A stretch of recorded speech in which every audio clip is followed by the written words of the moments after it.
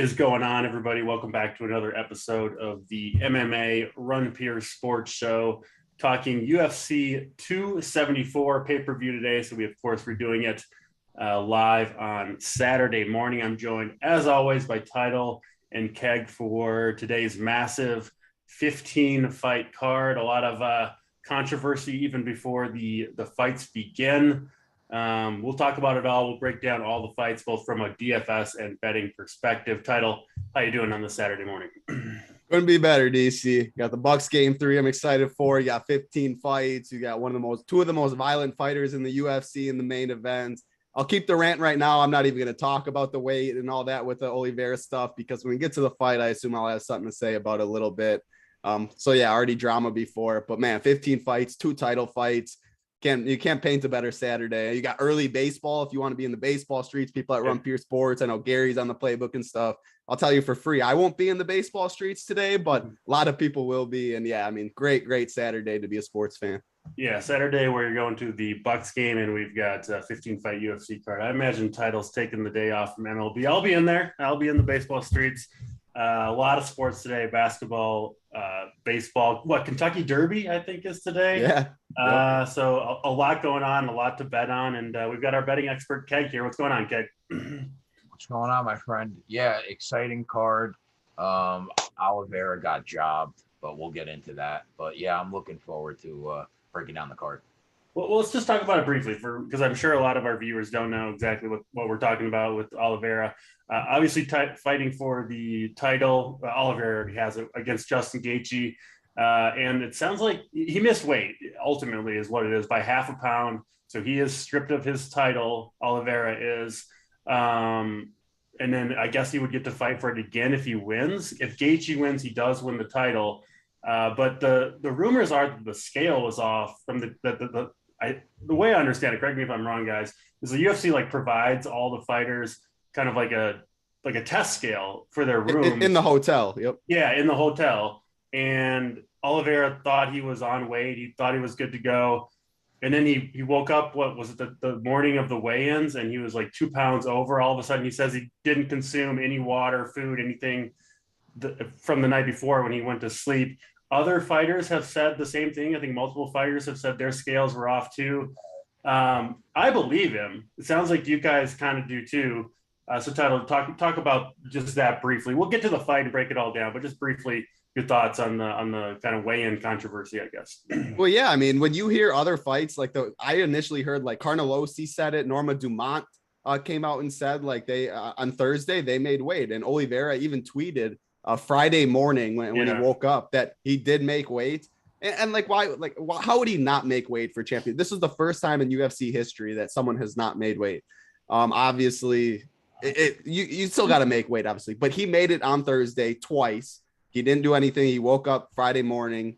And yeah, he weighed. You could tell, in the weigh-in videos, looking at him, he was shocked both times to see him miss weight. The first time, he thought he completely made it. He was very confused. Second time, as well. But then the stories started coming out where multiple fighters on the card, Carnelossi, Dumont, said that the hotel scales were 2 pounds over than what the normal scales were. So they were off.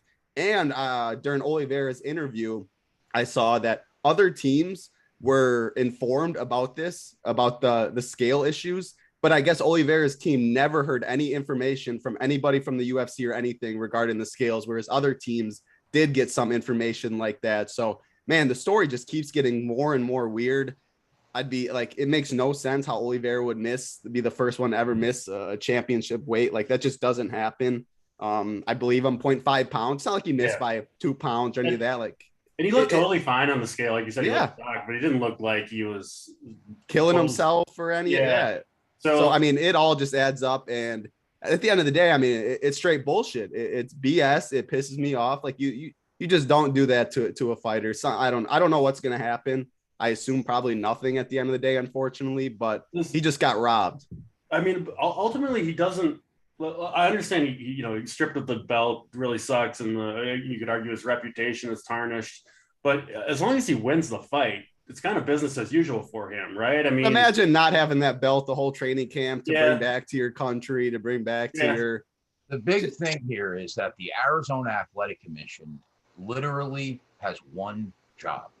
They have two scales that they make sure are accurate. The one that's in the hotel that Title said, and the one that's on the stage, right? And 20 out of the 28 fighters on the card said that the scale was off in the hotel and something was wrong. And it's really unfortunate that somebody that has just fought for a decade to get that championship, to get it stripped like that because of just pure negligence. You cannot sell me on the fact that a guy like that never misses weight and is the definition of a pro, after 20 fighters say that they were a half pound of weight was just totally off that back scale. It's just total bullshit, man. It's a really bad look for the UFC, unfortunately, and an awful look for the Arizona Athletic Commission. Yeah. And Gavin in chat, I like what he had to say. Well, first of all, this happened with Figgy in Arizona too, where he had a really rough weight cut. And again, no one really looked into it too much, but now this is coming out. People are coming back to, the Figgy in Arizona situation. But what Gavin said, we are using scales from Flintstones in the good year of 2022, which I 100%, why are we using these scales? Like when these guys are up there trying to like flip over the things and stuff, like at the YMCA that you see, like what is going on? Like it's 2022. Crazy. It is. Joe Anik tweeted about something like that. It's just it's so tilting. Ultimately, at least my take on it, we'll move on to kind of the normal actions here, but I don't really think it's going to affect the fight all that much, right? We all think Oliveira's good to go physically. It's not like, because oftentimes, we'll talk about when a fighter misses weight. Oh, like, did they have to go through this? They couldn't quite get there and they were putting all this strain on their body. None of us think that was the case in this scenario. You could argue this weight cut probably went well for Charles Oliveira. The only thing you could say would be that would affect maybe his mindset, right? Maybe it throws him off his game a little bit. Title, you did see the line move, right, in Gaethje's favor pretty heavily after the weight miss. I know we were talking beforehand. You might have taken a dabble there, but maybe a decent betting opportunity if you were able to take advantage of it if you're on the Oliveira side. Of course. Yeah, I mean, so it was minus 170 when I was writing the playbook Thursday night and breaking down the fight, and I was on Oliveira. We'll get to the fight. We'll break it down more. But if I'm on him at minus 170, and like you said, nothing in my eyes has changed except, maybe like the mentality, which makes sense. But I listened to the interview that he had after the fight when he was talking about the weight miss and everything, and he seems like, man, I mean, he's a veteran of the sport. He's been there and done that. He really seems like nothing has really changed anything. And at the end of the day, you're locked in a cage with a trained killer. Like, what are you going to do? Like it's flight or fight. So I don't expect anything to be different. If I'm on someone at minus 170 and FanDuel dropped to minus 132 last night when I saw it, it was like minus 140 on DK minus all that. And I saw minus 132 and I couldn't resist. So yeah, I put a decent chunk on it. I see the line. I woke up this morning. It's up to minus 144 now. It'll be interesting to see where the line goes. But yeah, I mean, if I'm on someone at minus 170, someone like Charles Oliveira, who I'm confident on, will get to the fight. I had to back up the truck at minus 132. So it'll be an interesting one. But yeah, I think it's a great betting opportunity. I think there's a decent chance we see that line move all the way back up to what it was by the time, because the more information we're getting, it just doesn't seem like there's really much reason at all to be concerned about Oliveira's performance. Yeah, there's no merit for that line to drop like that, in my opinion. Yeah. Well, listen, if you think Gaethje's going to win the fight, then fair enough. Yeah. But if you're on the Oliveira side, the better number is certainly enticing. Keg, final thoughts. We'll get to this fight 14 fights from now once we actually start. But any final thoughts on Oliveira and Gaethje and the controversy? I think you pretty much covered it. All right, let's get to the fights, because we do have 15 fights to talk about. We're going to try to get out of here in time for Title to get to the Bucks game, and we know these shows tend to run long at times. So let's jump right into the first fight of the card.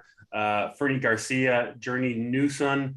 A lot of closely lined fights on this card. Garcia coming in minus 140 or so at the moment. Keg, let's start with you. Betting perspective, Garcia, Newson, what do you see here? Yeah, so it's been about 20 months, I think, since the last time we saw Journey Newson in the cage. He was knocked out by Randy Brown, I think, September 2020. Costa. I'm sorry, Costa. Thank you. And then after recovering from that KO, I think he blew out his knee, and then he's been out for a while. But I like the kid. I think he's got power in his hands. His boxing overall is above average, and I know that he's been heavily into his grappling game the last year or so, getting back healthy. He got his black belt in BJJ recently. However, I worry about his chin. Costa dropped him. Benito Lopez dropped him. So that, in addition to the long layoff, are two factors that I think you really have to take into consideration when you're betting the fight. Fernie Garcia, I think he's a similar fighter, a Mexican boxer. He always has his lead leg in the pocket. He has power in his hands. His defensive striking leaves a little bit to be desired. And he doesn't really check leg kicks ever. So I think if Journey Newsom decides to chop down the tree for 15 minutes, it could put Garcia in a position where his striking is far less effective if he can't put that pressure on his front leg that he needs to throw. But with that said, one thing that Fernie Garcia does have, man, is a chin, like most Mexican boxers do. So I'm going to lean the dog here. I think it's a really tough fight to call. Neither of these guys throw a ton of volume, really, but I'm going to side with the underdog price on Journey Newsom. But do I feel great about it? Not really. I'm probably personally going to pass on the fight. But if you were asking me for an angle, I would probably say dog or pass. Yeah, it makes sense. Best Fight Odds does have one kind of outlier line here. Points bet at plus 150 for Newson, if you have an account there. Tyler, your thoughts here on Garcia and Newson? Yeah, Garcia's making his UFC debut off a Contender Series. He got a knockout in Contender Series, a first-round TKO. So people are probably looking at that, seeing he got a knockout. People are looking at Journey Newsom. His last fight, he got knocked out in the first round. I don't think Newson's chin is as bad as some people might think. Like, anyone's going to get put down by that Randy Costa head kick. Costa's a complete animal. And Garcia, that was his first knockout as a pro record. He's 10-1. He has one knockout, and that was last fight. So I don't think he's a hard hitter by any means.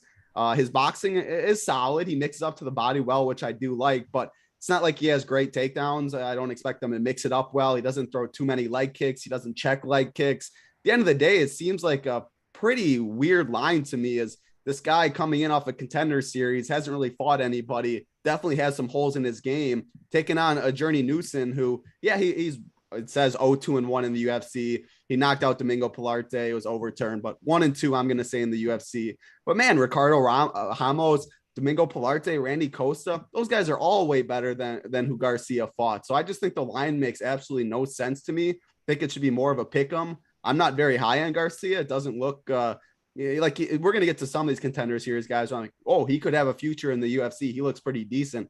I don't really just see it in Garcia. So it's definitely a dog or pass for me. I hope Journey Newson does chop down the legs. He can have success there. He's been working on his grappling, maybe mix it in a little. And the thing with Journey is he's 5'5". He's always the smallest fighter in the cage. He's fought big fighters so far in the UFC. Costa very big, Ramos big, Pilarte pretty big. Garcia's only 5'7", so he's finally gonna get an opponent that's just not towering over him. I think Journey Newson, who's been in 3 fights in the UFC against a guy making his UFC debut, it screams dog or pass to me. Yeah, it makes sense. Newson 7,600. I assume you'll have a little bit of exposure there at least. Let me ask you briefly, because 15 fights I think is about as big as a card as you'll ever see. Does your strategy for building DFS lineups title change at all with a bigger card like this one with multiple? Is there, I think, 2 5-round fights here? Any strategy component changes for people to look out for? Yeah, I mean, it definitely is tough. I'm more spread out than usual because I'm so confident in Oliveira. I'm going to be anchoring my lineups with him today. So I need to figure out 5 other spots, which makes it a little easier. Again, if you look at the odds, Gaethje's a complete stud, Oliveira's a complete stud. So a lot of people probably aren't going to feel comfortable doing that. Because I did that, I was able to spread out my exposure to the other fighters more because, man, like someone puts up a 97 as a dog, but there's 15 fights on this card. Yeah. Like, I think dogs are barking. 97 might not be enough.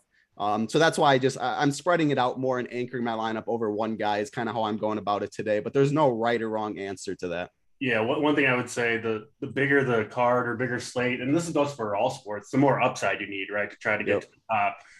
Just getting a dog that wins a boring decision probably won't be enough on a 15 fight card. So do take that into account. You're probably going to you might need 6 finishes, right? On a 15 fight card, unless you get like a big dog to win or something like that. So just something to keep in mind as we go through this 15 fight card on UFC 274. Let's go to the women's strawweight division next, I believe. Yeah, 115s. Ariane Carnelossi and Lupi Godinez. Fairly closely lined fight. It is Lupi coming in right around minus 190 at the moment. Keg, will go back to you for this one. Break it down for us. Yeah, I think this is a tough one. I'm very high on Loma Lukbunmi, although she's really small for the division. Her Muay Thai striking is really, really good. So I was impressed that Lupi Godinez gave her everything that she could handle on the feet and took her down when she wanted to. So Lupi's stock rose in my book. But like I said, the big issue is that she's really small for the division. And now she takes on Ariane Carnelossi, who is going to pop for USADA eventually, I'm sure, right? But she's jacked, man. And she throws really hard for her size, especially her counters. She has no problem taking 2 to return 3. So I give her the advantage on the feet. But the question for this underdog is, do you think she could stay on her feet? Her takedown defense is 25%. That is a real concern going up against somebody like Lupi. So the line opened Lupi minus 150. Obviously, she's taking money in part because she won her last fight against Loma, part because she's got a giant grappling advantage here, I think. I think that she's going to win this fight, personally. If I was going to get involved, it would probably be the decision prop, which last time I checked was around plus 110, I want to say. Something like that. I'll check now. But yeah, I lean Lupi, but I understand why people would take that plus 160 shot on Carnelossi here. I get it. But yeah, her by decision is about even money. So that would be my lean, but I wouldn't hate on anybody for taking the plus 160 stab on Carnelossi if you think she could stay on her feet. Yeah, Lupi has had quite a bit of control time in all 4 of her UFC fights, over 8 minutes in each of the last 2, including one which she lost. You rarely see that much control time in a fighter lose a decision. Title, yeah, your thoughts here. Can Lupi control this one on the mat? What do you think of the line? And then from a DFS perspective, Lupi is pretty expensive, $9K. Carnelossi coming in at 7,200. Your thoughts, Title? Yeah, I mean, right away you look at it for DFS, a 9K fighter, and the upper range is completely stacked as you'd expect it to be on a 15 fight card. So a fight that's supposed to go to decision, a woman's fight at that's supposed to go to decision. She's not even minus 200, and she's 9K, and the dog 7,200. Naturally, Carnelossi is just going to get more ownership for that. And I like Lupi. I mean, Lupi is a good wrestler. You know, she has the upside. If you want to play someone at 9K that's going to be low owned, you need to know they have upside even in the decision. And that's what she offers, because her path is takedowns, is control time, like you said. And I wouldn't be surprised if both of these girls could finish the fight. Carnelossi, grown ass man. And yes, woman, but you will never see a more ripped girl in this world. I don't think. I said in the playbook, like, she's been tested by USADA plenty of times too. So she's obviously clean. Someone's got to find out what she's eating, what her workout regimen is, and give it to me, because sign me up. Big T is going to be all in on Carnelossi. I can almost guarantee it. But Probably, yeah. Oh, that's what he definitely will be. But yeah, she's not the most technical. I mean, she lands on your chin. Yeah, she's probably going to put you away. She's grown. Her takedown defense, it is 25% in the UFC, but it was only that one fight against Liang where it's she was 1 for 4 on takedowns, or she stuffed 1 through 4. The problem is when she's on her back, it's a problem. Lupi, I think, can control her, but can she get her down? Can she muscle her down? Which is where I don't know, and which is the big question. I'm going to say yes, because I think she's going to be relentless with the takedowns. I think she's going to try and chain them together, and I think she does eventually get her down, and then she can have success controlling her. But if Carnelossi gets on top, she has very good ground and pound too, just because she's so massive.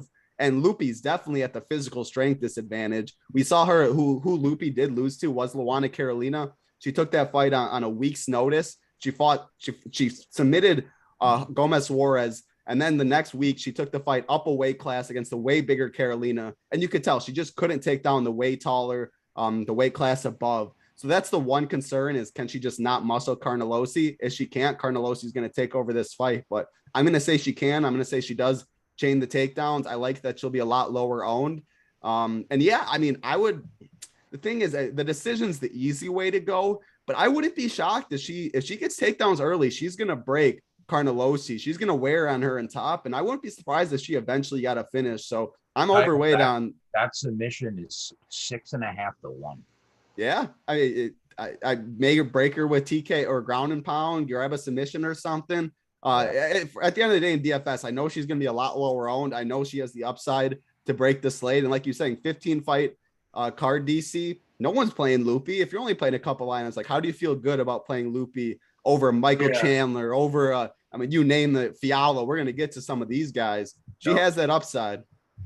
Yeah, to me, it's hard to lay the minus 180 or minus 190 when you look at like the pictures of these two. You know, it's like one is like just like your average looking girl, and then the other one looks like she was made in a lab. Yeah. And so, but I will say that almost feels like a trap, right? I was going to say, doesn't that make you feel better? Yes, it does. It does. Ultimately, reverse psychology. Yes. You got to get to the next level thinking there, right? Yep. We're breaking out the alpha brain. So I'm with you guys 3 for 3 on Loopy. FanDuel hanging a plus 2,900 for Loopy to win this in round 3, which I think is certainly possible. You guys know I love those big numbers, little sprinkle in there. Get some excitement on what I don't think is all that, frankly, of an exciting fight. So we'll see if Loopy can pull it out. If you want to take a sprinkle on that plus 2,900, you can join me on that one. Let's go to the next fight on the card. Up and coming prospect Clayton Rodriguez, a minus 350 favorite over CJ Vergara. Rodriguez, I think coming off the Contender Series, looked pretty good, explosive, good striker. I've liked what I've seen from him on the tape, but interested to hear what you guys have to say. Title, we'll start with you first on this one. Rodriguez, Vergara, go ahead. Yeah, everything you said, Clayton Rodriguez, coming off the Contender Series. I was also very impressed with him. His striking looks legit. He's only 26 years old, so he's going to have improvements. And this is where, like I was saying, for Fernie Garcia, I don't see him having a very bright future in the UFC. I can see Clayton Rodriguez having a pretty good future in the UFC. Mixes up at the kicks at all 3 levels. Love how he chops down the legs, mixes to the body. The head kicks are nice. His takedown defense can be a little suspect. He can be taken down, it looks like. But his get-up game has looked good. He hasn't been controlled. As far as CJ Vergara, he's another guy, though, that I like. He made his UFC debut last fight against Ode Osborne. I thought he was a very live dog. I had a good amount of him in DFS. He drops round 1 against Ode. Round 2 is pretty competitive. And round 3, he just put on a pace that broke Ode. He was very tired. He was putting it on him. He can mix in the takedowns himself. He'll stand and bang on the feet. He's a tough guy. I expect this to be a good scrap. And when I saw the odds at minus 350 Rodriguez, I didn't see it today.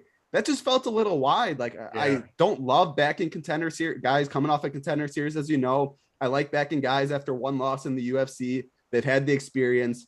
He went 15 minutes. He looked pretty good to me. I think this is going to be a really good scrap to watch. If I had to pick, it's a dog or pass situation. No way I'm putting minus 350 in my parlays or any of that. But I do think Rodriguez is good. I do think he's better. I do think he's going to win. I like both these guys in DFS. I think this is a good fight. I think it probably does finish. I mean, it's going to be a war from start to finish, I think. So I like this fight. My Rodriguez is my pick. For DFS, you can just give a pick who you think is going to win. But 9,400, 6,800, minus 350, plus 270. Vergara is way more live than that, in my opinion. So, yeah, we talk about betting. Unfortunately, sometimes you pick value, even though you think they might lose. I think Vergara is that guy, but it's going to be a fun fight. Yeah, I tend to agree with most of that. Rodriguez, if you do want to lean that side, I do like him KO, TKO, plus 230 instead of laying the minus 370. I would much rather take that number myself. It does seem like the odds makers think he's got a decent chance to pull off a submission too. So perhaps multiple paths to victory for Rodriguez. Keg, your thoughts here? Do you think this line is too wide, like Title and I seem to do? Yeah, I do agree with you guys.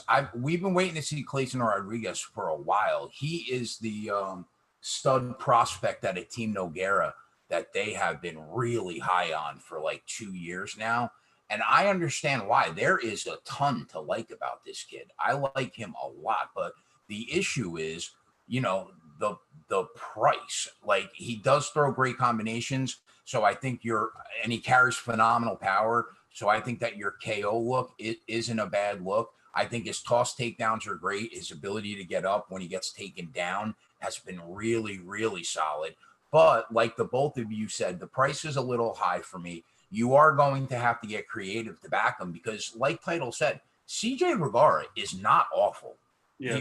He isn't. So he will let his hands go, especially in the clinch. So this feels like a violence fight to me. So back in the favorite here by knockout at plus 230. I don't mind a sprinkle on that. Aside from that, I don't see much here. Yeah, we're kind of all on the same page there, where we do think Rodriguez is the better fighter, likely to win, but the line just a little bit too wide. So maybe take a sprinkle on the KO, TKO if you want to get it in on Rodriguez at a better number. We'll keep it moving to a fight in the women's division. I think a pretty good one, frankly. Melissa Gatto and Tracy Cortez. I've been impressed to some degree by both these fighters, but particularly Gatto, who is actually an underdog here, sitting around plus 120 or so. I think she's got a chance to pull this one off. Obviously, she doesn't. She's plus 120, but I actually do favor her to win this fight. Interested to see if you guys are on the same page. Keg, Gatto, and Cortez. Go ahead. Yeah, so we'll give one of the plays away on the spreadsheet today. There are 5 of them. My first play on the sheet this week, or second, was Melissa Gatto. Excellent. By decision or submission at plus 170. I just think when you're handicapping MMA, you're always looking for female fighters that have that finishing upside. And she has it. 6 of her 8 wins are by submission or knockout. She lays it all on the line in her fights, and she'll always fight for your money. Her cardio is solid. She took Sarge down at will. She got the finish there. She took Victoria Leonardo's arm with her when she left the cage before then. So she even has a Kimura win off her back against Carol Hossa, which is really, really impressive. So I think she has a real chance to beat Cortez here, who always seems to play it safe to me, always. And I'm hesitant to bet low-level women's MMA these days because it doesn't always work out for me. But yeah, of all the female fights, I think, even including Rose, I think that this is my favorite spot. Yeah. Gatto by decision or submission plus 170. Glad to hear you're on the same page. I like Gatto to win this one as well. I'll have a sprinkle there. I'll have some of her in DFS too. 7,500 for a fighter that, frankly, I expect to pull off the upset and win this fight. Title, how do you see this one going down? 3 for 3, boys. You do love to see it. I mean, I when I saw this line, I was surprised. She opened at plus 190. Again, we don't see these numbers. Those are very few bucks. Plus 155. She opened at like DK and stuff like that. And she just continued to get steam, and rightfully so. I mean, I think she's a rightful favorite.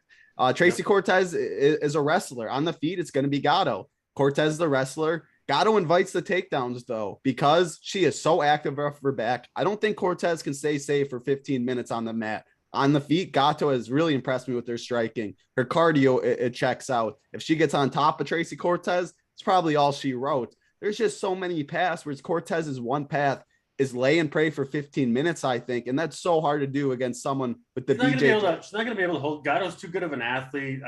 Her guard is just so active. Like, I just think she finds a submission. The active guard always leads to, you get the reversal, or you at least get up, right? Because you're trying the submission, they've got to lay off you. So I just don't see Cortez's game plan working here very often. It's the only thing that concerns me a little bit is like, it feels like all 3 of us are on Gatto. It feels like I feel like everyone's on Gatto, and it's like too good to be true. But when you're still giving us plus money on something like too good to be true, 3 for 3 on Gatto, though. I like her for sure.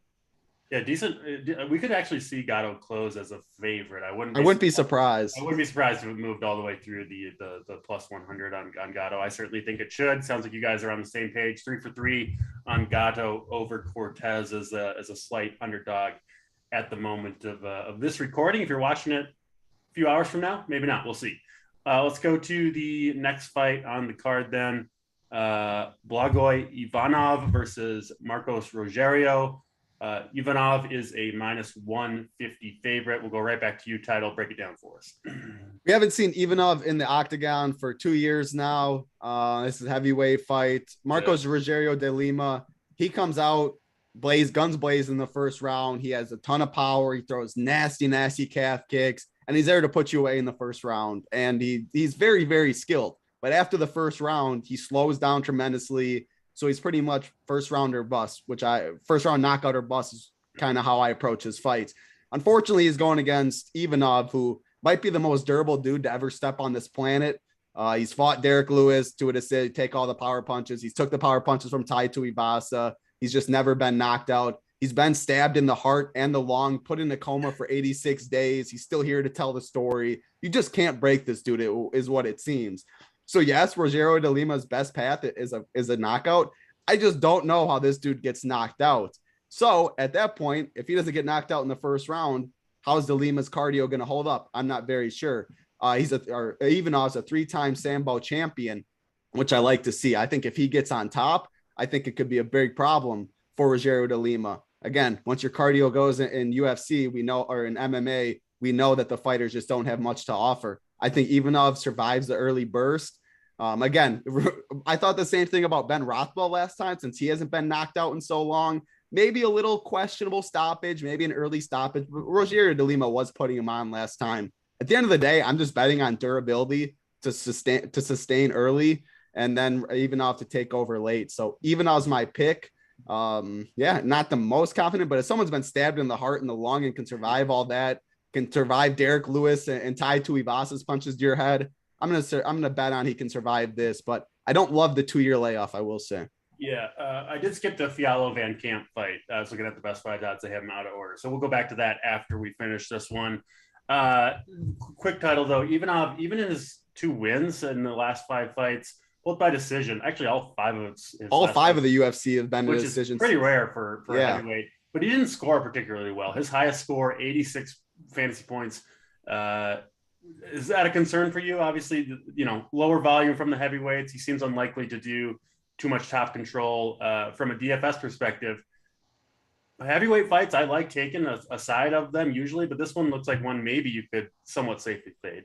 Yeah, that's a really interesting one. That's why it's 15 fight cards for this, because I don't have to go way overweight or way underweight. Because you look at Vegas, it's minus 190 to finish, even up plus 180 to finish. So they think it's going to finish. De Lima's cardio goes as the fight goes on. So if you have no cardio at heavyweights, a lot of them do tend to fold.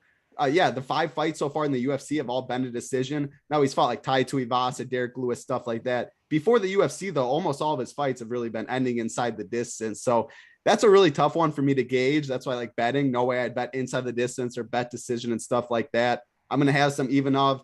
I'm going to have some De Lima because I'm going to trust Vegas that it could finish. But this is a fight where I'm probably closer to the field than making too big of a stance, because I'm with you. Like, I don't know if it's a decision, you don't want a decision at all, but I wouldn't be surprised to see a finish either. Minus 190 is a pretty good number for that. So I wish I had a stronger conviction than I did, but you brought up a good point for sure. De Lima has scored pretty well. Most of his wins do come early on in fights, which obviously works out. He is an underdog here. So even though I don't know, I kind of like a little sprinkle probably on both these fighters, but I think De Lima, if he is able to pull off the upset at 7,800, I think he'll probably end up scoring pretty well. So I'll certainly have some exposure there. Just don't feel super confident in picking this fight either way. So it's kind of about giving yourself obviously the best chance to win in DFS, which I kind of lean De Lima a little bit. I think he's more likely to get that 110 plus score that you might need on this card. Let's go to you, Keg. Ivanov, De Lima, break it down for us.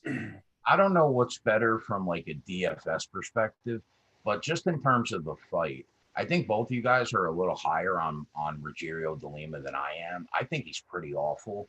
And the issue for me, it isn't really the price on Blagoy Ivanov, it's the layoff. 2 years is a big deal when now you walk into the cage at like 38. Yeah. But he's never been knocked out before, which is a good sign, obviously. Anytime you're fighting somebody that's KO or bust. And I think like Marcos Rogerio de Lima is the definition of first round KO or bust. He loses if the fight hits the second round. So I like Ivanov here. The only reason why I did not bet it, it wasn't the price. I was just a little worried about the long layoff. But for people that don't care about that, I would say Ivanov is the side here for sure. Yeah, that's fair enough. As I mentioned, we'll go back one fight, Andre Fialho and Cameron Van Camp. Van Camp making his UFC debut here, mostly a grappler. Fialho been very active. This is his third fight in 2022. We just saw him a little over a month ago, had a very impressive first round knockout performance where I thought he looked very sharp. He is a big favorite, is Fialho here, sitting minus 400 to minus 450, depending on where you look. Obviously, the market, the books think Fialho is going to probably pick him apart on the feet here. I tend to agree, but I'm sure you've seen more of the tape on Van Camp than I have, Keg. So talk about Van Camp, Fialho, and how you think this one's going to go.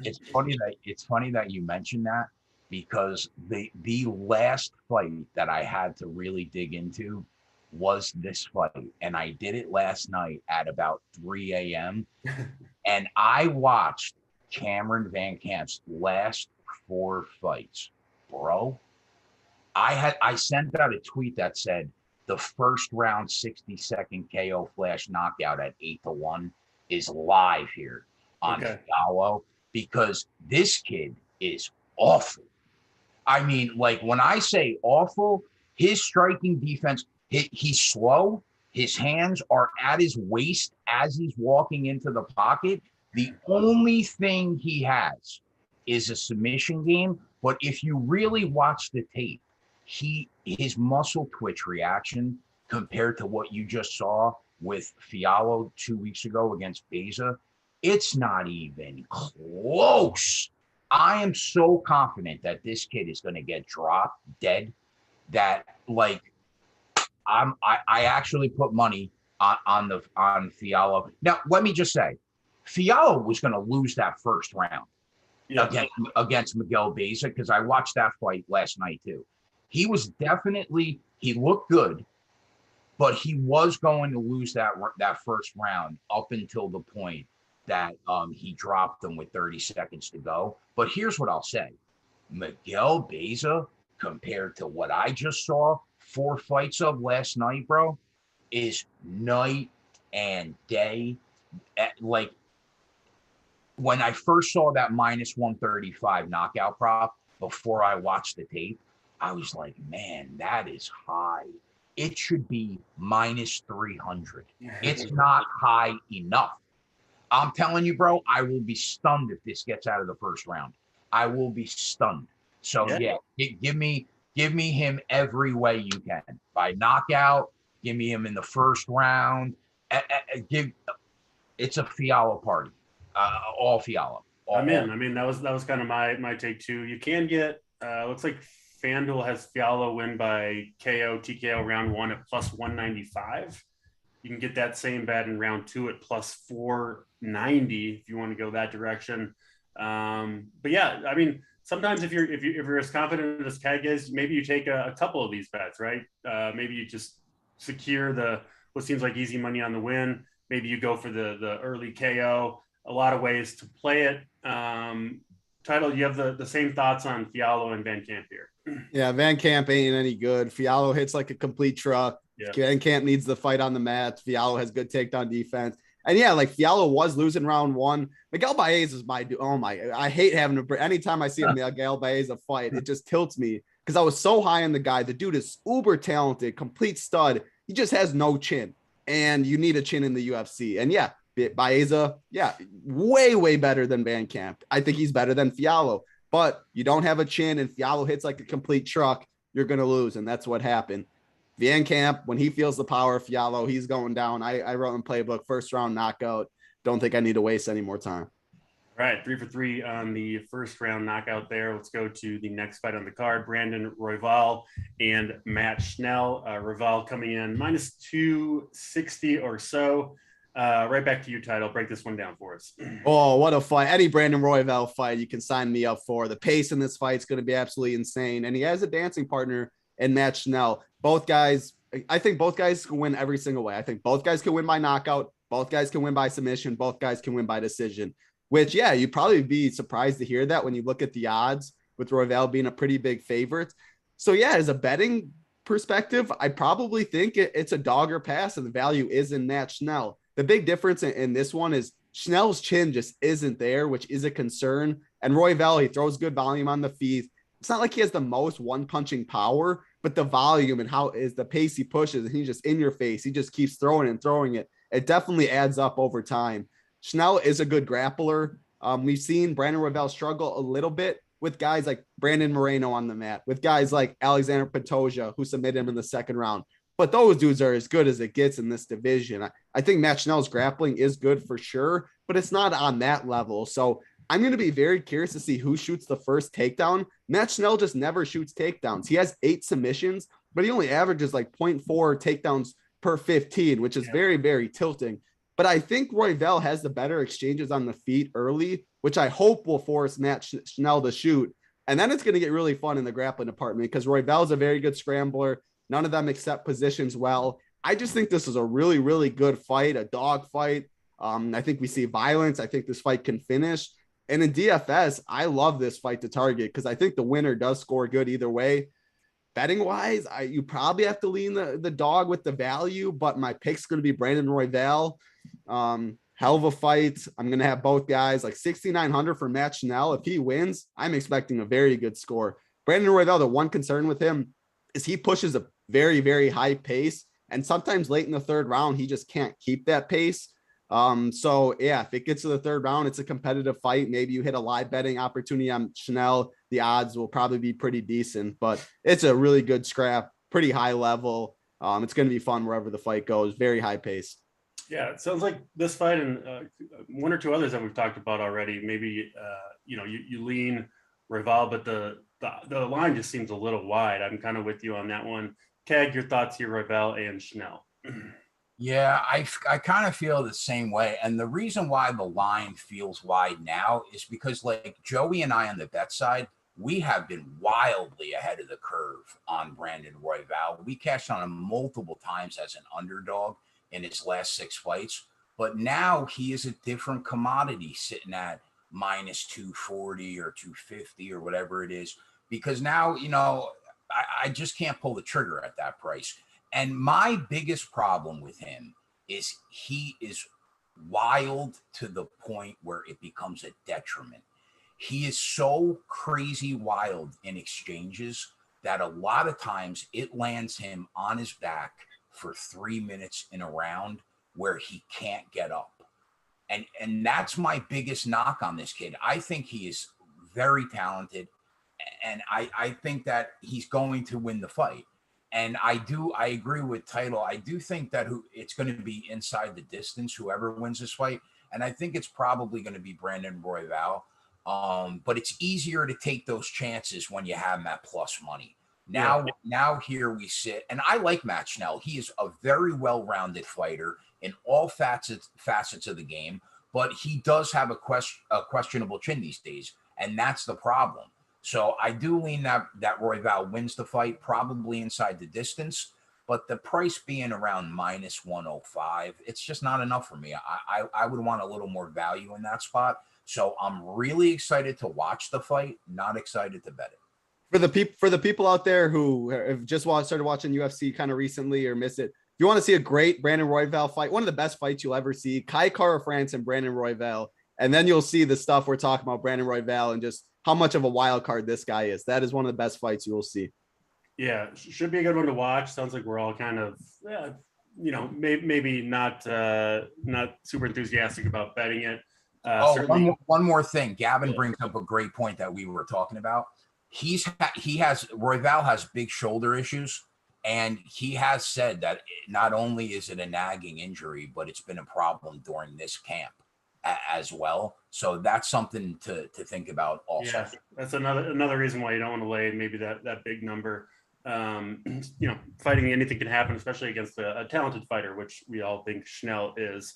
We'll move back to the women's division here, a featherweight fight between Macy Jason and Norma Dumont. I believe it is Dumont coming in a sizable favorite, minus 230 or so. I think Dumont has won 3 in a row.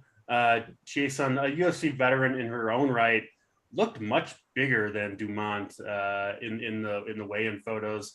Seems to have a size advantage and is a decent wrestler as well. So I'm a little surprised this line is as wide as it is, but interested to hear why and how you think it's going to go down. Keg, we'll start with you on this one. I like Norma Dumont here. I think that she's better than Macy Chiasson probably everywhere. She's way more fundamentally sound than Macy, and I think that's why the line is where it is. And Macy Chiasson is one of those girls that look incredibly impressive, that look like they should just be that, the side you want to back, but it just never translates to skills that you need to win in the cage. Now, I've been on the wrong side. It reminds me a little bit of Carnelossi, Yeah. I've been on the wrong side of Norma Dumont before. I backed Felicia Spencer against Dumont, which was a disaster. And I'm not going to do that again, even though the first thing people are going to say is, I'll take that plus 190 shot on Macy Chiasson. Why not? I can't, because I think she's going to lose to somebody that just has a better skill set pretty much everywhere. The issue is, can you get on her? Her decision prop, I guess, is okay at plus 110. But am I running to the window here? Not really. I think of the 4 women's MMA fights on this card, this is probably my least favorite in terms of an angle. But I'll lean Dumont here, decision plus 110. Yeah, makes sense. Title your thoughts, Dumont and Jason. Yeah, excuse me. I'm kind of like Keg, where this is the one that just stuck out least to me. There's 15 fights. You don't have to bet every fight. This would be one that I do pass on. Like, yeah, am I going to get excited about minus 225 Norma Dumont? Yeah. Not at all. I'm not going to get excited. But do I think she's going to win this fight? I do think she's going to win. I do. The tail of the tape advantage, like you said, DC, is definitely with Macy. She has a 4-inch height advantage, a 5-inch reach advantage. Dumont's the more thicker of the two. I expect her to try and go for some takedowns and get some top control. She's coming off one of the most boring main events you'll ever see. Her and Thiago Santos, they should not be in main events, I guess. But she did get the win against Aspen Ladd. Her striking has improved. I think it's competitive on the feet. It's definitely not minus 225 Dumont on the feet by any means. So Vegas is expecting some takedowns, I expect. Thing is, though, she's 9,100 in DFS. Macy's in 7,100 in DFS. I don't think Macy finishes this fight. I'd rather a Matt Schnell as a dog or a CJ Vergara, where I know the upside's there, in a win where I really don't love the upside. I don't think she finishes Dumont. So I don't love Macy. I would play Loopy over Norma Dumont for similar price ranges. There's other studs up in the top tier. So this is a fight I'm just tending to go underweight on. And I'm leaning Dumont by decision as well. But she is plus 250 to finish inside the distance. So like, I'm playing 150 as I always do. I play 20 and all that. I have some in 150. But if you're only making 5 lineups, I probably wouldn't have any of this fight. Yeah, that makes sense. Jason, I do have a little bit of interest as a dog just with the cheaper price point. And she's scored pretty well in her fight. She does get a decent amount of top control, has some finishes.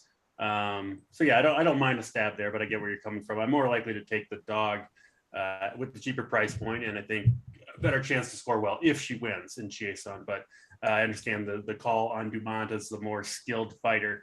Let's go to 2 veterans in the game. It is, where did the fight go? Francisco Trinaldo. Yeah, Danny Roberts, Francisco Trinaldo.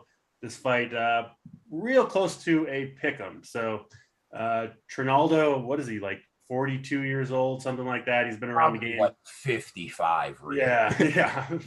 42 listed age, but he's been around the game a while. Keg, Trinaldo, and Roberts. Go ahead. A few years ago, I would have hit the button on Francisco Trinaldo here, but he's just a little bit too weathered for me to feel real comfortable having money on him. He's moving back up in weight, which is probably never a good sign at all. So I was looking to fade Trinaldo at the end of his career, and I think the end has to be near. Danny Roberts isn't great, but I do think he's good enough to win the fight. He has fast hands. He throws more volume. He is huge in comparison to Trinaldo. My only worry is in this fight, because of the size advantage, Trinaldo basically has no choice but to get on the inside and fight Roberts against the cage, which is not really where Danny Roberts excels. But at a coin flip, I don't really mind taking the chance on Roberts here.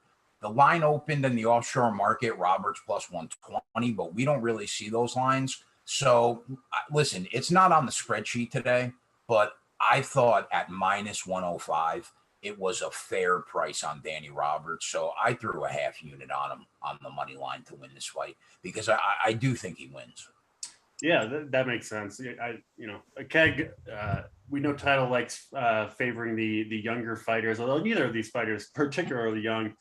Trinaldo, though, Title, he's won 4 of his last 5 fights, which is impressive for a fighter of his age, but has not scored well, right? A low volume striker, doesn't get many takedowns or control time typically.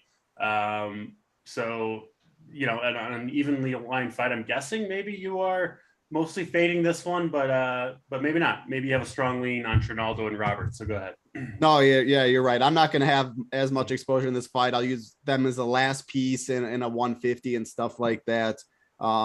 Yeah, I mean, I don't love backing 43-year-olds, as you know. I will say, though, Trinaldo, man, this dude is an ageless wonder. Like, I think he's still going to be fighting for a couple more years. He doesn't look like in there. Like, please get him out. We're going to get to, like, Shogun and stuff like that. Yeah. Some of these guys are like, just hang it up, put the gloves down. I don't think he's at this point yet. I don't love how he's moving up a weight class. It makes sense when you're 43, cutting to 155 is tough. So because he's moving, because he's at 170, he gives up the tail to tape advantage. Danny Roberts is the much bigger fighter.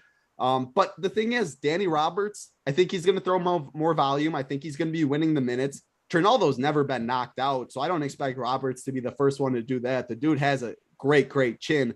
And Danny Roberts' chin is questionable. Trinaldo hits like a truck, so he can land a shot at any time. We just saw the Royval and Chito Vera fight.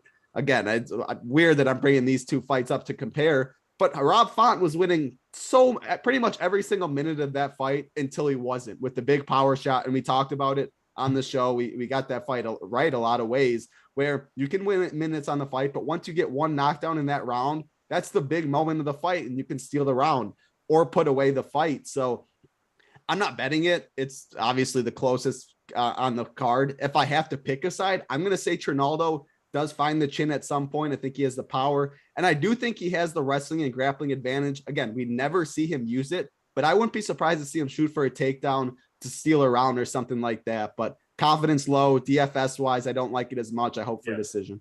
Yeah, mostly a fade for me from DFS, and no strong take betting wise either. Let's move on to in my opinion, a more exciting fight. We should see some violence between Chaos Williams and Randy Brown, another fight that is closely lined. Williams, a very slight favorite, minus 115 to minus 130 or so, depending on where you look. I think this will be mostly a striking battle. It is favored to finish inside the distance. Keg, Chaos Williams, Randy Brown, go ahead. Yeah, Title is the DFS guy, but I would think you would want one of these guys in most of your lineups, man. It just has violence written all over it to me. For me, Randy Brown looks like the better striker because of his patience and his willingness to stick to and implement the game plan. But I have to say that there is something to be said for the strides inside the cage that Chaos Williams has shown in the UFC. If you go back to his first fight in the UFC to his last, I mean, he really does look better and better every fight, but he is still a little too wild. 4 wins in 5 fights. He walks into the octagon and he wants to knock you out by any means. And most of the time, what is necessary is him being wild in exchanges, but it works for him. And that's why I find the fight really hard to predict, right? Mm-hmm. So in my opinion, I think that the best bet on this fight is that the fight ends by KO at even money. 95% of the time, Chaos Williams forces a knockout or be knocked out type of fight, right? If that's the case, I don't want to guess who's going to drop first. Yeah. So this bet eliminates that. Can it go to a decision? I guess Randy Brown can win a decision. Can Randy Brown say, you know what? I'm not going to get into a firefight with this guy. and take him down and look for a submission. Could it happen? It could, but Chaos Williams 9 out of 10 times is forcing that I'm knocking you out or getting knocked out type of fight. And if that's the case, I don't think even money is a bad price for one of these guys to drop in this fight. So that was the best angle I personally saw in this fight. Other than that, I don't see much. Yeah, I kind of see that fight the same way. I'll have exposure to both of these guys in DFS. Williams coming in 8,300, Randy Brown 7,900. I tend to agree with Keg. I do think we see one of these guys hit the canvas via striking. Title, what are your thoughts here on Williams and Brown? Yeah, I'm going to have both in DFS, but this is where I don't know if I'm just trying to think 2 levels above and stuff like that, DC, but I'd expect this fight to be like a minus 250 inside the distance, a minus 275. Yeah. And it's only minus 175. And why I think that is, I mean, if you look at KS Williams, he's never been knocked out. Look at his last 3 wins. Miguel Baeza, it was a third round TKO. That fight was on its way to go to decision. And then he clips no chin Miguel Baeza again. I always bring this dude up. He's always costing me. Fight before that, Matthew Semmelsberger. That fight goes to decision. Both those guys, that was a really good fight. Both those guys throwing good volume. KS has got a chin though. Matthew Semmelsberger had a chin decision. Michelle Pereira, everyone expected that fight to be fireworks, all that. It was a pretty boring decision. Both guys respected the power of each other. So I wouldn't be surprised to see this fight go to decision because Chaos Williams throws absolute hammers. Randy Brown's going to feel that. So I can see him being a little scared to close the distance and stuff. I do think he's the more skilled fighter, but power means so much in MMA, as we know. Leg kicks is another thing. Randy Brown doesn't like being leg kicked. Chaos Williams throws nasty leg kicks when he lands. Everything Chaos Williams throws is with power. So again, Randy Brown could be winning minutes of this fight until Chaos does hit that chin. But I wouldn't be surprised to see Randy Brown try and make this a grappling match too. He does have good grappling. I think he has the advantage there. He does have a good submission game. So it's tough because like Randy Brown's more skilled everywhere, but in my head, I'm saying the power is going to show up at some point and eventually put Brown down to have a chance to win this fight. He's been knocked out twice in his 4 losses. So I'm going to go Chaos Williams because of the power advantage, even though he's less skilled in every area. It's a tough one to call. That's why the odds are where it is, but I'm not going to go all in on this fight because I don't know. Like I said, the levels of thinking should be minus 250 in my mind to finish with the 2 guys, but I could see this being a decision and surprise some people. Yeah, I don't mind that call. I do kind of have that thought in the back of my head as well, where Randy Brown, the more skilled guy, and maybe he respects Williams' power and tries to stay on the outside, maybe tries to grapple, slow the fight down, slow Williams down. There could potentially, Keg, interested to hear your thoughts, perhaps be a live betting opportunity on Chaos Williams if he kind of gets outpointed in the first round, maybe the first 2 rounds, and Chaos, it looks like he's still got cardio, looks like he still has his power, because I do think he can win the fight at any time. You're the live betting man. Any chance we get a decent shot on Williams between rounds 1 and 2 or 2 and 3? Yeah, I mean, listen, if Randy Brown wins the first 2 rounds, you are going to get a good price. We get like 700 or something. Yeah. Well, yeah, it's a coin. What are the odds right now? Coin flip, basically. Yeah, probably 700 or 800 going into round 3. But you make that bet knowing that if he doesn't knock him out, you are going to lose that bet. Right? Well, I don't know about that necessarily after we saw Arlovsky and all that last time. Where you don't know what Judge is doing nowadays. You could have it 0-2 and they might be up 2-0 at this point. That's fair. That's fair. Speaking of Arlovsky, it's a good transition into the next 2 fights because we've got 4 guys who getting up there in age. Donald Cerrone, Joe Lauzon, the first fight of the pay-per-view card. It is officially, I think, a loser leaves town matchup. Cerrone's posing with his kid. He's talking about how he wants so happy for his kid to see him fight, and hopefully his kid doesn't watch his last 5 or 6 fights because it could be a little bit ugly watching dad get his ass beat time and time again. But he gets Joe Lauzon, who hasn't fought in UFC in 3 years. I don't know really how to handicap this one. I do like Joe Lauzon, but man, I like both these fighters, but they were fighting way back in the day when I was titles age. So I don't really know what to expect here. No real strong take for me. Maybe one of you guys can talk me into one of these guys. looking forward to watching it a little bit, just because I do, have some nostalgia for these guys. But in terms of who wins this fight, I don't really know. Title, Joe Lauzon, Donald Cerrone. Give us the breakdown here. These are the dudes you were watching on those DVDs that you were putting in, right? Yes. That's with all that with Jim Miller. How old are you, Title? 24. You sit down. I'll break down this fight. I'm 41, Yeah, bro. All right. Title, you're up. Keg, you're up. Go ahead. I've been watching these guys for 20 years. No, well, they ain't the exactly. same fighters 20 years ago. But yeah, go for it, Keg. No, I mean, Title's right. The fight's for the fans of the sport that have been watching forever, right? But both men are super dusty. This could be the last fight for both guys. So really trying to break down exactly how this is going to go down, I mean, it's a total crapshoot. Yeah. The first thing that I noticed was the fact that they're fighting at 155 pounds. I would have to go back and check, but I think almost every cowboy fight in the last 5 years, he has been at 170 pounds. Now, he does not normally look good on the scales anymore at 155. He looked okay, but those weight cuts are really brutal for him. So I think Joe Lauzon is fighting at his natural weight. That being said, do I feel comfortable putting my money on him? Not really. I think that your best bet is fading the chin of both of these guys. Or they're both super submission savvy and they could get a sub off. So where I'm looking at is either trying to take a shot with maybe the fight ends by KO at even money or the fight ends by submission at plus 250, because they're both wizards in BJJ. And both of these guys have no chins anymore, man. Somebody's got to drop here. So I lean towards the fight ending by KO at even money. But trying to figure out what's exactly going to go down in this fight is a really, really tough one.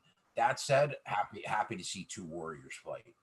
Yeah, hopefully we get a good fight. I just have a feeling that this fight's going to end and they're going to, dap each other up, give each other hugs on their way out, and neither guy's going to put on a huge performance. But again, I really don't have a strong lean on what's going to happen in this fight in any direction, right? You could see a KO, you could see a submission, you could see a boring grinded out 3-round fight. I don't know. Title. You didn't see you guys, you were too young to watch these fights. You weren't even allowed to watch UFC when these guys were in their prime. But you have seen their last few fights. What, if you want to call them fights for Cerrone, it's been ugly. Yeah. Who's your pick here, Title? Well, first of all, I thought Joe Lauzon was retired from MMA. I did not expect to see this dude. So when I saw this fight, I'm like, wow. Well, they had to bring some non-dangerous guy out. Yeah, Cerrone, because they didn't want to see a death in the cage. So it makes sense. What I will say, I have some conviction though. I think we see violence, and I think this fight ends pretty early. And why I think that is Joe Lauzon is a 1-round fighter.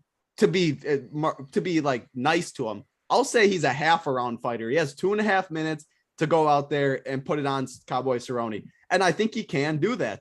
Cowboy's a very slow starter. We saw Joe Lauzon, his last performance, 2019. He finished Jonathan Pierce in a minute 33. Jonathan Pierce is a pretty decent fighter. However, you look at that, that's good.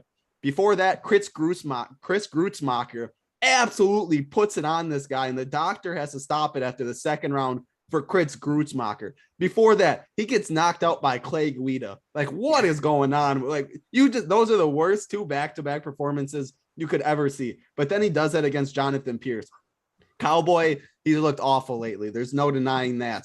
However, I think all he has to do is survive the first 3 minutes of the fight, and then I think he gets the finish in the late first or the second round. Both these guys well past their prime. I expect violence early. I don't think these guys are fighting for 15 minutes. It's going to be a fun one, I think. Even though it's low level, I expect this to be a very fun opener for the main card. I wouldn't be surprised to see a bonus for the winner. I'm going to be overweight on both these guys, just hoping to see violence. I'm going to be hitting the unders because I don't think these guys are fighting 15 minutes. Lauzon's coming out hot. If he doesn't get the win, I do not see him trying to fight all 15 minutes. So I'm approaching violence angle. I like both guys.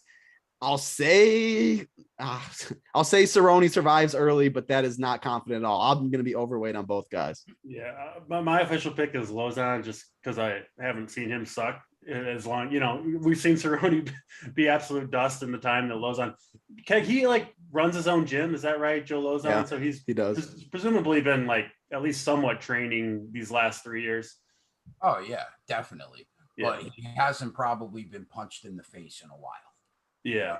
I will say though, like Joe Lauzon likes getting fights to the mat too. Cowboy has good takedown defense. He has good defensive grappling, so he has that going for him too. But violence, hit the unders. That's my approach on this fight. My only worry, Title, about that knockout prop is both of them are so good at BJJ. It would not shock me to see one of them get a submission off. And if you're tired, as we know, I mean, we see Fluffy Hernandez submit Rodolfo Vieira. Like Amanda Nunez gets submitted. When you're tired, which I expect these guys will be, anyone could submit anything. So that's why I just like hitting unders and avoiding how the fight ends. Yeah, maybe you're right. What is the total? Is it 2.5? There's some at 2.5. There's some at 1.5. I don't see it, or FanDuel and DraftKings don't have the 1.5. Under 2.5 on FanDuel is -174, but under 1.5 plus money at some books. If you can find that, I think it does go under 1.5. I really do. Yeah. Makes sense. We'll see what goes on between Cerrone and Lauzon. Sounds like Title pretty confident that fight ends early. We shall see. Next fight on the card. Again, two fighters well past their prime. Ovince St. Preux and Mauricio Shogun Hua going to do battle here. St. Preux coming down from heavyweight, right? He had at least one fight at heavyweight. And then Hua, did he tap to strikes, I think, in his last fight? At the strikes, man. So another fight where I wouldn't be surprised if whoever loses this fight may be on their way out. We'll see. I don't know. Surprisingly, these guys are the same age. I would have guessed Shogun was the much older fighter, but they actually are, I think, both 37, 38 years old. We'll start with you, Title. Again, two aging fighters. Do you have a strong take on this one as well? I cannot back a dude that tapped to strikes and is way past his prime against anybody, really. So yeah, it's fading this guy, so I'm picking the other guy. At least OSP. Again, OSP didn't look great on the scales, which I didn't expect him to at 205. That is a cut down. He's gonna weigh a lot more right now. I at least can say, like in the Jamal Hill fight 2 fights ago, Jamal Hill's my boy. I think he's a complete stud and all that. He at least looked okay in round 1. It was back and forth. He gets knocked out in round 2, but at least he had if Shogun fought Jamal Hill, that fight's over in a minute or something like that. OSP is very low volume. Shogun, I just don't see anything from him though. So I'm fading him. I'm saying OSP wins. I want to say first round knockout, but the OSP could literally throw 8 strikes in the first round and I wouldn't be surprised. Or was one of those 8 going to land? Maybe. It could easily put him out. I don't know though. OSP is my pick. I'm going to say he gets Shogun out of there. I just can't. The dude tapped to strikes. Like that is the worst look you could ever have in the UFC. He's got to put the gloves down. OSP, I'm going to say, gets it done, but I don't love OSP. There's not very many people I'm backing him against others either. So I don't love this fight though. Yeah, no way. I typically fade OSP. I'm coming in -270 or so. There's no way I'm laying that number even against a washed Shogun. So I don't know. Yeah, DFS is different, right? You can't just pat. Even if you fade a fight, that's still a decision in and of itself. Yeah. So a little bit different than the betting perspective. But Keg, Shogun, St. Preux, what do you see? Yeah, listen. I've never seen a fighter in the cage look less like he wanted to be in an actual fight of anybody ever on a UFC roster than Ovince St. Preux. So this to me is a fight where there is one guy that absolutely lives to fight people and another guy that does it for a living and would probably rather do anything else on earth. But this is how he makes money. So I just can't bet on Ovince St. Preux. I think he is awful. Now, Shogun, is he washed? Of course he's washed. Has he taken a ton of damage? Of course he has. But if I'm betting this fight, I have to take the +210 shot on Shogun here because OSP, man, is just, I think he is awful. I think he is so bad. So, yeah, am I going to bet it? I don't know. I haven't decided. If I'm up money on the live show, and I want to have a little fun, maybe I'll throw a little something on Shogun at the plus money price. But aside from that, my money will be nowhere near this fight. Yeah, Tyler, can you mostly safely fade this fight, you think, in DFS? I think OSP can knock him out in the first round. I wouldn't be surprised. Oh, title. Yeah. I'm not betting. I think I said you can't bet minus 250 OSP, any of that. Like I said, I just can't get Shogun's recent fight. It's not only that, split decision against Lil Nog, who's so past his prime too. Like I can see a first round knockout for OSP. If it gets out of the first round though, a fade is definitely safe. And I think OSP gets a little overlooked in the top range. Overlooked might not be the right word because like there's a reason people aren't really going to him. He doesn't throw volume, but I wouldn't be surprised to see a first round finish. Yeah, I'm not overlooking him. I'm actively fading OSP. Yeah, I was gonna say overlook might be the wrong word. Yeah, I see him there, but I ain't clicking him at 90. I'll tell you that much. Let's get to the final 3 fights of this card. Obviously, the card picks up tremendously at this point. Speaking of washed, I think you could make the case that Tony Ferguson is washed. I faded him his last 3 fights, been on the other side. Those have proven to be very lucrative going against Tony Ferguson, including against Justin Gaethje 3 fights ago that kind of propelled Gaethje forward. Michael Chandler is fighting the best of the best in UFC. He is coming off 2 losses to Charles Oliveira and Gaethje, who are obviously fighting for, or should be fighting for, the title tonight. But yeah, Chandler, I mean, he's a killer. He's got power, good wrestler. And man, Ferguson looks really, really bad to me, but Ferguson's competition has been tough. But Tyler, we'll start with you. But even in Ferguson's, he did beat Pettis and Cerrone. He almost lost both those fights, right? Pettis, I think, broke his hand, and Cerrone, I believe, was kind of winning that fight throughout the competition. We know what Cerrone has looked like since then. I just don't see a lot from Ferguson here. I think he's rightfully a big underdog. Chandler sitting minus 350 is the best line you can get on him over at DraftKings. I think that line is justified. It's still a little bit hard to lay that much money for a fighter as wild as Chandler is, who clearly has kind of little regard for his own safety. I mean, credit to him for fighting that way. It makes for entertaining fights, but it's hard for me to lay that big of a number for a fighter who clearly is not scared to lose, right? He's trying to put on a show out there. So really interested to hear how you break this one down, Title. Chandler Ferguson, go ahead. I think you said everything as good as you could have, and everything I thought. For betting wise, it's different because I will not feel comfortable with minus 350 Michael Chandler against anyone for all the reasons you said. The dude just doesn't care about his own will. He'll take shots and he's coming off one of the most violent fights you'll ever see against Justin Gaethje. However, he's fighting Tony Ferguson, who wash might be a compliment to what I've seen of Tony Ferguson. Like he has no power. I just don't really see anything. He looks, I don't know the right words to do it, but he shouldn't be in there. Like, it's tough to watch. And yes, he's gone against stone cold killers, Charles Oliveira, Beneil Dariush, Justin Gaethje, and all that. Michael Chandler is a stone cold killer, though. He almost took the belt, or he almost won the belt. He had Oliveira absolutely rocked. That Justin Gaethje fight, as good as it gets. So it's not like he now gets a bummer by any means. Like, Michael Chandler's a stone cold stud too. So, I mean, I'm not going to say anything that people don't think. And Ferguson, you make the point that he's fought really, really good fighters recently, but he's got dusted by those fighters. And he didn't show us anything. Like, he didn't even win a minute. Yeah, that's the big thing. All 3 fighters just. Well, what he showed is his toughness. That man will get his arm snapped. That man will get a leg lock. He just doesn't tap. So Michael Chandler, I think, needs to knock him out, which I think he can. I mean, look what he did to Dan Hooker. Man, that power Michael Chandler possesses. Al Kukui, Tony Ferguson is a warrior and all that. That's why, you don't bet on someone finishing Tony Ferguson. But I think if I had to lean away, my lean is he does finish Tony. I think he can finish him. I think he's got the power to do so, and I don't think he has to really fear anything that Ferguson the other power able. Ferguson doesn't have the power, and then also I think Chandler obviously a tremendous wrestler. Never been submitted. He ain't getting submitted. Yeah, I don't think he's really going to be worried about Ferguson getting him to the ground. So I think Chandler can win this fight anywhere, and I think he gets the job done early here. Gets back in the win column with a big first round KO. That's my prediction for this fight for Chandler. We'll see. Keg, Chandler, Ferguson, go ahead.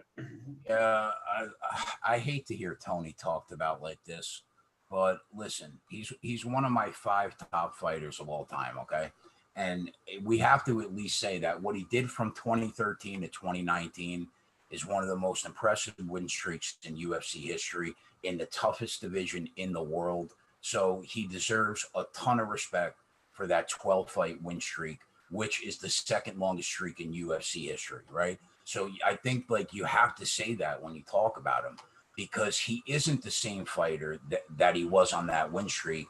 He has taken an ungodly amount of damage in his career, probably the most damage historically than any other fighter on the roster ever. That Gaethje fight was life-changing. Like, you can't get a worse beating than that. And now we are seeing the cracks of a gladiator just going out. He loses to Gaethje after taking a sickening damage, right? In every round, and it was stopped in the 5th. He loses a unanimous decision to Charlie, who literally styled on him and embarrassed him for 3 rounds. And then Dariush smothered him for 15 minutes. So this is the fight where I think that Tony's chin finally cracks. I have to do the bets video anyway for this fight, so I can give the play out on the sheet. The first play on the sheet that I put was Michael Chandler by KO at +110, and I felt awful doing it, but I just don't. That narrative of how Tony's only been knocked out 1 time means nothing at this stage in his career anymore. It just doesn't. And I don't think if Michael Chandler didn't get knocked out by Justin Gaethje, I don't think that he's going to get knocked out by Tony, who is a half step slower, who probably has a half step less power. So, yeah, I mean, it's a really sad bet to make, but I agree. I think it's going to be early, and I think it's going to be pretty bad. So Chandler KO for me. Yeah, I mean, the part of the reason one might back Ferguson, none of us are doing it, is the toughness. But at some point, it's like Ferguson's got to be taking so much damage. He's probably like on the 12 fight winning streak, right? When you're winning fight after fight, you have like a kind of like an iron will to keep going, to keep winning fights. When you've lost 3 in a row and you got beaten down 3 times in a row, eventually, like you said, Keg, I think the chin does crack here for Ferguson. I'm with you. Chandler KO. I think he gets it done early. All right, let's get to the 2 title fights. Thug Rose, Namajunas, and Carla Esparza. Namajunas, I was kind of surprised to see her, frankly, only sitting around -220. I think she wins this fight fairly easily. She's a much bigger fighter, in my opinion, the more skilled fighter. Esparza's likely path to victory seems to be takedowns and top control. But man, I just don't see it. Title, to use a term you like to use, there are levels to this game. I think Rose is on a different level than Esparza. So Rose, my official pick, but let's go to your Title for yours. Namajunas, Esparza, go ahead. Yeah, I'm gonna disagree a little bit, which is the first time it's like to do it on the show. It's a clash of styles. This is a rematch from 2014 where Esparza won. I'm throwing all that out the window. Both girls, way different fighters, but the commentary is going to talk about it, so I'll bring it up. It's going to be a fun fight. It's a clash of styles, though. Rose on the feet all day. I think she can KO Esparza at any time. Like, I wouldn't be surprised if she had a first round KO like she did against Wang. Every fight starts on the feet. Her striking is levels above. What's her weakness, though? Her takedown defense. She got taken down 5 times last fight. Her takedown defense sits at 52%. Esparza's only path to victory is wrestling. It's going to be pretty clear. I think she tries this chain takedowns for 25 minutes. I don't think she finishes Rose, whereas Rose can't finish her. But then we look at the price, -225 plus 180. Like that, the line is telling you that as well. I just think it's a lot closer fight than those odds. I think Esparza does win rounds. I think she does have success with the takedowns. Now, Rose's get-up game has been much improved. You expect in the camp, all she's been working on, takedown defense, get-up game, and all of that. I think we know how the fight goes early with how if Esparza can get success and all that. But when you're plus 180, when she has a clear path to victory with takedowns, with top control, and the difference of 7,300 to 8,900 in DFS, Rose can win this fight and not be on the optimal at 8,900. I wouldn't be surprised at all with the upper tier. Now, vice versa, if Esparza wins this fight, I think she's almost a sure lock to be on the optimal, which again goes into my mindset of when I'm picking Esparza for DFS. That has something to do with it, where if they win, I want them to be on the optimal. So I think we know early. I didn't run to the gate to the booth to bet Esparza. I'm not going to bet this fight at all, but I think the odds actually should be a little closer. I think Esparza is a very live dog. She's definitely put on muscle, which I think she can help get the takedowns. Can she control Rose? That's going to be the question. We're going to find that out early. This is the toughest fight on the card for me to break down. I'm going to lean with the dog though in Esparza. Yeah, fair. I see your points with Esparza. I just think Rose, the younger fighter, in my opinion, the more skilled fighter, I think she can get. She's the rightful favorite for sure. I'm not trying to argue that. I think she can get back up. I don't doubt that Esparza will get a takedown or two. I do kind of like we could see Namajunas win, even if she finishes her in the 4th or 5th round or wins a close decision. But you're right, perhaps doesn't score that well, right? If she spends a minute or two in each round on her back, where she's not collecting fantasy points whatsoever. So perhaps a 5-round fight that you could potentially fade and get away with it. You don't see that very often, but it does make some sense. And Esparza, like you said, if she does win this fight at 7,300, will be pretty hard for her not to end up on the optimal. So I certainly understand that from a game theory DFS perspective. Let's go to you, Keg. How do you expect Namajunas and Esparza to go down? Yeah, Rose is probably my favorite fighter on the roster, and I've had a knack of just knowing what's going to happen. I was on her at plus 450 against Joanna in the first one. I was on her at plus 190 against Zhang. And I got to tell you, man, I agree with Title. I am really, really worried. I wish she was fighting Zhang for a 3rd time or Joanna, because she has not fought a real wrestler, since 2016 against Tisha Torres. That was the last time she fought a real bona fide wrestler, right? And she did get the win there. And she is a completely different fighter than she was in the Ultimate Fighter finale. But I think one thing that I've been hearing, and I heard DC say it too, Rose is not, let's not forget, she only has 2 knockout wins ever. It was that flash kick KO to Zhang and the first Joanna fight. Other than that, it's not like she carries this unbelievable power where in 12 wins, she only has 2 finishes, right? So do I think that she will outclass Carla on the feet? 1,000,000%. The fight comes down to, can Rose sprawl the takedown? If she can, she cruises. If she can't, she is going to lose, because if Carla Esparza gets her to the ground, Rose will be there till the end of the round. Carla's top control is world class when it comes to female wrestling. So I really do worry, if she gets her down 3 times in 5 rounds, she could sneak out. She could sneak the win out. Now, in saying that, who do I think is going to win? I'm going to pick Rose. The line is wrong. She should not be minus 220. Even with all the respect you have to give her for what she's done, even though she's on a different level right now, stylistically, I think the odds are a little wide. So if you want to back Rose Namajunas, how I would get involved would be, I would take the alternative under 4.5 rounds in the Gaethje Charles Oliveira fight, and I would parlay that to Rose, which probably gets you down to around minus 110. Because, I mean, I would be stunned if the main event goes 23 minutes. I just don't see it. I don't think it goes 10 minutes. So that if you want to get the price down on Rose, that would be the way that I would do it.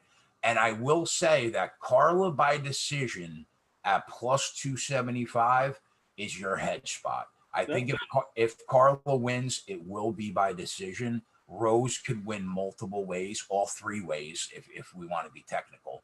But that would be the way I would approach the fight. I have not bet this fight yet, but I'm probably going to be on Rose parlay to the under. And if I have to hedge back on Carla decision, I will. But I am worried for her. The Esparza decision, you guys seem to think that's a pretty likely path. The problem is you just don't get that much of a bump on the number, right? Plus 280, the best I'm seeing on FanDuel for Esparza by decision, but you can get her for plus 184 just to win the fight. I mean, for a 5-round fight, that's not that big of a bump when you got to get the win. I'm with you, DC. I'm with you. That's how I approach it too. Finish, like too much for me. So probably not a bet here for me. I do really get the Esparza in DFS, so she seems like a pretty good play. So I'll definitely have some exposure to you guys. Kind of got me back on the Esparza, particularly by decision side a little bit, which obviously would most likely be a good result for DFS.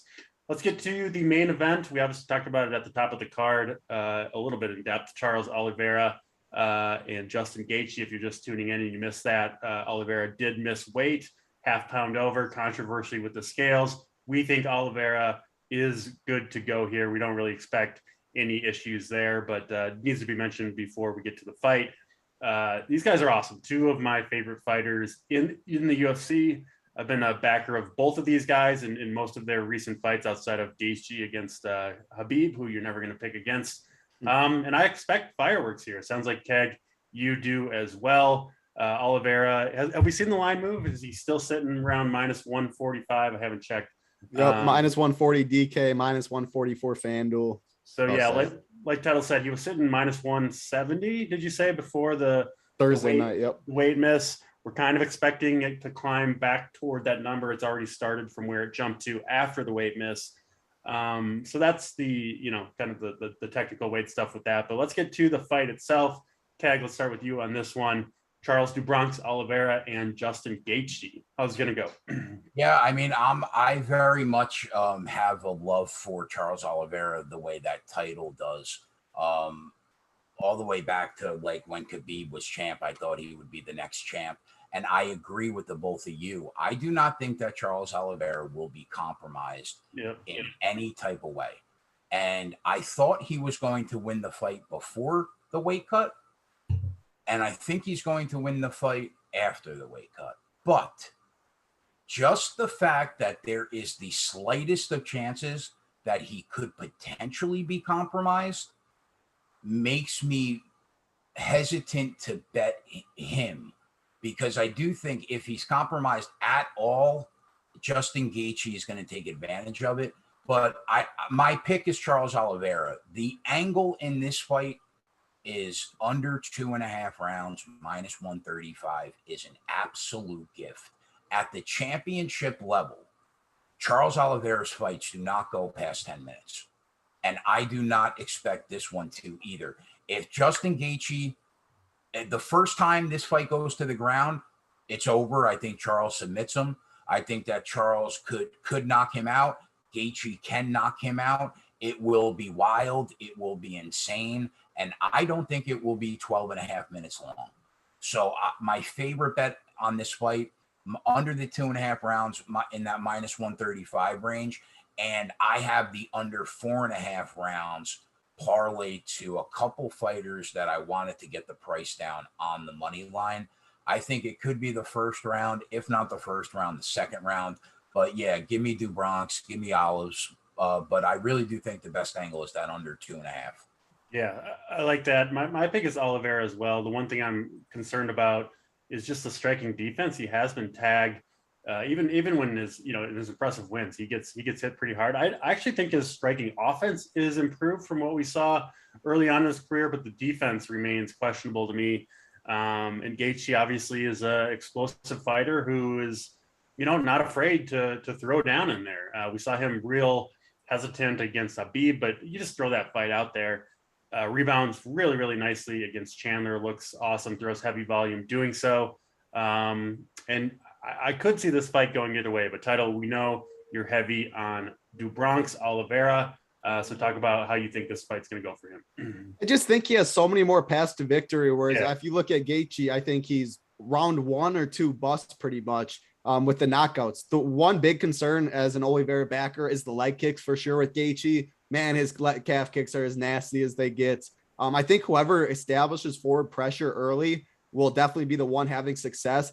I think Oliveira, I agree with the Khabib thing where it's Khabib. Like, what are you going to do? But I think Oliveira is the closest to what we got with Khabib right now with the forward pressure he can do. He can absolutely break. We saw Gaethje absolutely out of breath, dead tired after the first round because Khabib just put on a pace, just chased him around. You got to hope Oliveira looks at that. He has good forward pressure. His offensive striking, he has made more improvements than I want to say pretty much any. His striking is as dangerous. He could KO Justin Gaethje in the first round, and I would not be surprised. I think it's world class now for sure. It's world class, but people don't think so. I've been saying this for his last couple of fights. People are dumb. That's why we've been on him. We've cast the last two. Well, I know, but I think the public has been too slow to recognize the improvements that Oliveira has made, and because you get stuck in your mind, right? Like, oh, this guy's a pure grappler because you see it for years. Isn't this the first championship fight that he's actually a favorite now? Finally, Chandler, he was a small favorite, okay. And then he was the dog against Dustin Poirier, and now this one. Yeah, but yeah, I mean, and at the end of the day, Gaethje has the background in wrestling. We never see it. I'm pretty much like pretending that he doesn't have a background in wrestling. We saw how easy Khabib took him down. Yes, it is Khabib. We saw how easy Khabib went him out, went back and forth in submissions. But Charles Oliveira is an insane grappler too. I'm not saying he's on Khabib's level. Unfortunately, we'll never know. That's a fight that, man, I would pay a lot of money to see those two go at it in the octagon for sure. But I think Oliveira can take the back from Gaethje at any time. I think he can get mounted any time. If this fight gets on the mat one time, I think it's all she wrote. Oliveira is that dude on the mat. On the feet, he can knock him out. I give the cardio advantage to Oliveira. I think the pressure goes to Oliveira. Though the one concern, like I said, is the leg kicks. But when I am on him at minus 170, and then the line goes down to minus 132, I had to back up the truck. So I got a pretty hefty wager on Oliveira. I hope the line doesn't go the way we think. I hope it goes back down because I'll probably add more after the Bucks win later with a couple drinks in me. But if Oliveira wins, it's a good night. If he loses, it's a bad night. I've been on the past 2 times, and I'm not jumping off now. I think Oliveira is that dude. Unfortunately, Islam is probably the next guy. And man, that's Islam's a tough out. Charles Oliveira is unquestionably the best fighter in the world at 155 pounds right now. But because that division is so stacked, you have people that'll say it's Poirier. You have people that'll say it's Chandler. I think there is legitimately only one guy right now that may have an outside chance of being the best, and that's what you just said, Islam Makhachev. But right now, unquestionably, the best 155-pounder in the world is Charles Oliveira. Does Gaethje have another out in this fight besides winning by KO? No. I don't see it. I don't see it. Like if it's decision, I'd be shocked if it was anybody but Oliveira. Submission, shocked if it's anybody not Oliveira. And the TKO by leg kicks, like the leg kicks are the biggest concern. But at the end of the day, and I love Justin Gaethje. Like these are two of my favorite fighters. I mean, how do you not love both these fighters? But at the end of the day, there's so many more paths for Oliveira, I think. Maybe we shouldn't be that quick to dismiss the title, because me and you wouldn't have thought that Chandler Gaethje fight would have went 3 rounds with the ridiculous damage that both of those guys took. You think Oliveira? I don't. First of all, I don't think Oliveira could take the damage that Chandler did. But I also would expect Oliveira. I do expect this fight to hit the mat at some point, or Oliveira to jump to the back, or like you don't just stand and trade. Oliveira's not just going to eat the leg kicks, right? He's like not. So I think he's going to feel it and be like, I'm not doing this. Let's take the easy path. Close the distance and go from there. And I like Oliveira's chances when he does that. I'm with you guys. I do think he wins this fight. I think he finishes. If you like Gaethje, I would bet the KO. I would take the bigger number on the KO TKO. We all think that's by far his most likely path to victory. All right, guys, that's all 15 fights. Awesome breaking it all down with you. As always, we'll be back next week on Friday for a much smaller card, but certainly looking forward to this one. 15 fights. We're going to see some violence and 2 title shots, even if one doesn't officially counts in our books. So going to be fun. Good luck to everybody in your bets, in your lineups. Come join us at Run Pure Sports if you want Titles Playbook, if you want Keg's bets. And of course, we've got baseball. We've got horse racing bets, NBA playoffs, everything you could ask for over at Run Pure Sports. So join us If you want all that awesome content, get in the Discord. Great time over at Run Pure Sports. That'll do it for us. Hit the like, hit the subscribe on your way out. It does allow us to bring you these free shows each and every week. For Title, for Keg, I'm DC. We'll check you next time. Good luck, everybody.